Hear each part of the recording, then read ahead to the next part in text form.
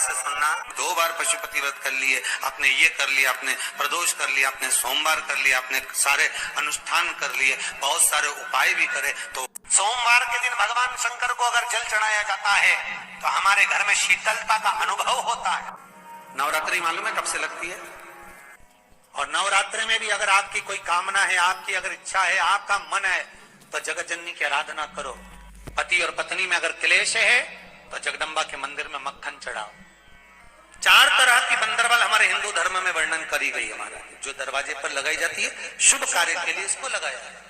नवरात्रि के 9 दिन तक दरवाजे के बाहर लगी होती है, जिससे घर में कोई नई बीमारी प्रवेश नहीं करती, वो बीमारी बाहर निकल जाती है। जिस घर में लोग चिड़चिड़ प्रवृत्ति करते हो, क्रोध उत्पन्न होता हो, घर में सामंजस्य नहीं बन रहा हो, आपस में क्लेश बढ़ रहा हो, कोई किसी की नहीं सुनता हो, है कि पति कोई अन्य स्त्री से लगा हुआ है या परिवार टूट रहा है, तलाक तक पहुंच गया है, तो माता के मंदिर में आप ध्वजा लगवाइए, उस ध्वजा पर मक्खन लगाकर लगवाइए, आपको लाभ मिले।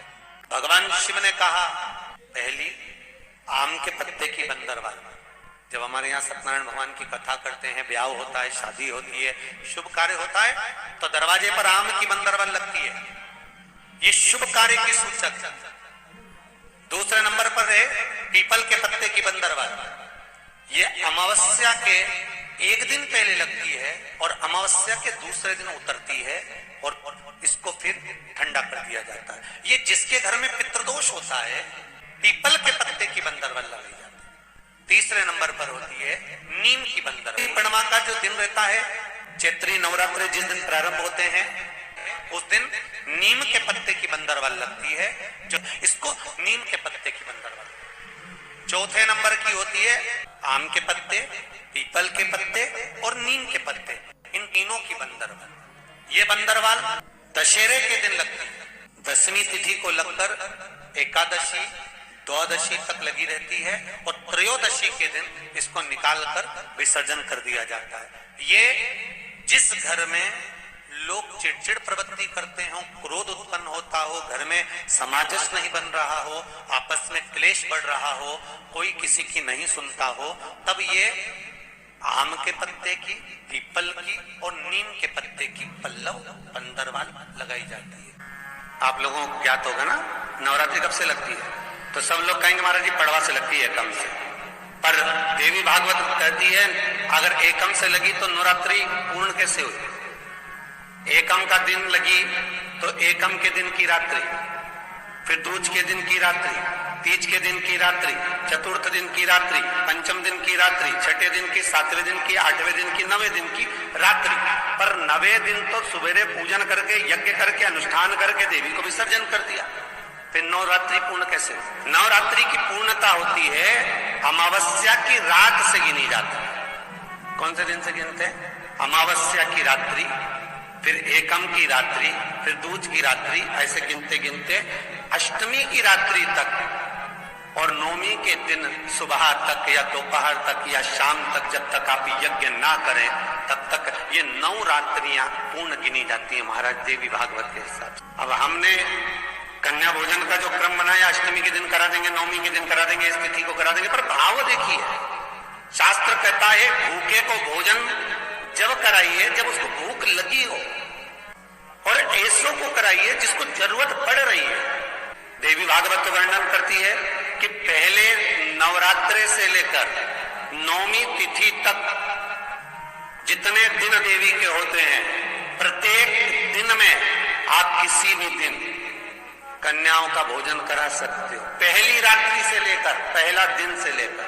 ज्योत का विधान है, नवरात्रि में देवी की ज्योत लगती है, अखंड ज्योति लगती है, जवारे बुआए जाते हैं, कलश लगता है। ज्योत का भी विधान है।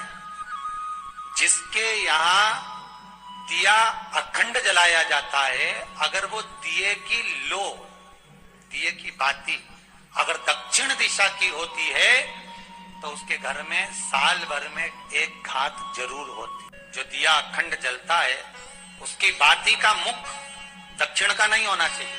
देवी भागवत को अगर सुना हो तो देवी भागवत में स्पष्ट किया गया कि पूर्व की ओर मुख करा हुआ दिया, अर्थात पूर्व की ओर ज्योत जो जलाई जाती है, वो संपदा की वृद्धि करती है।